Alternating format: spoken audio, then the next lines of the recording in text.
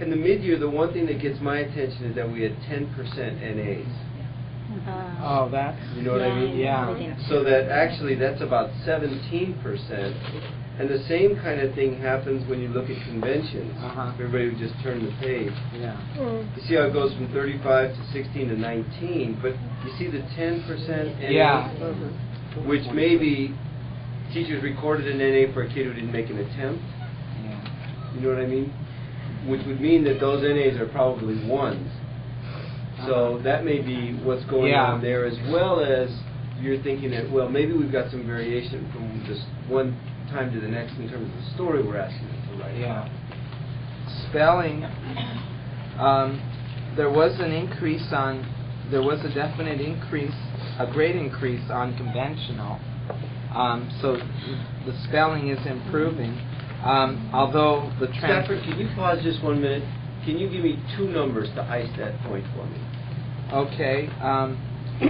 29% going from the mid-year to 44%. And start with the beginning. 18. Yes. So when you can say that, then you can also ice it with, we went from 18 to 44% of our kids who were evaluated as spelling conventionally. That just brings home the point. That's what the numbers help you do.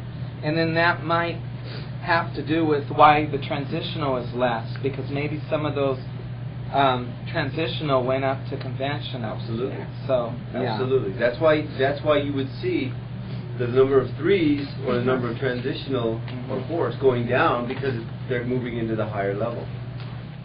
And then we went up from on the high frequency from 53 in the beginning to 63 on the high end.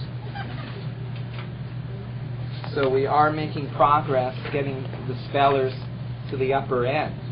And then we did well on the ELD levels. We didn't even have, I don't think we had any 5s at the beginning of the year. And yet we have like 18%. We had, oh, wait a minute. We had, No, we didn't have any 5s. You had 21% were 4s, and then by the end of the year, 13% were 5s and 38% were 4s. Yeah. That's nice. Yeah. And third grade's really important for that big jump. It's not that uncommon. First grade teachers, for the kids who are coming in ELD level 2 or 3, you would want to get them to 4.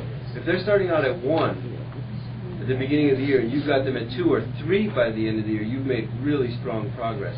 But a lot of times, even through second grade, the kids begin to plateau and stay at level 3. Because level 4, in terms of oral English, really has a lot to do with more academic oral English. So that's a nice jump. When giving the test, it was interesting because when you get to the exit test, it's much more difficult for them to pass the exit test to get into that 5. That's right. That jump from 4 to 5 is a big jump. That's right.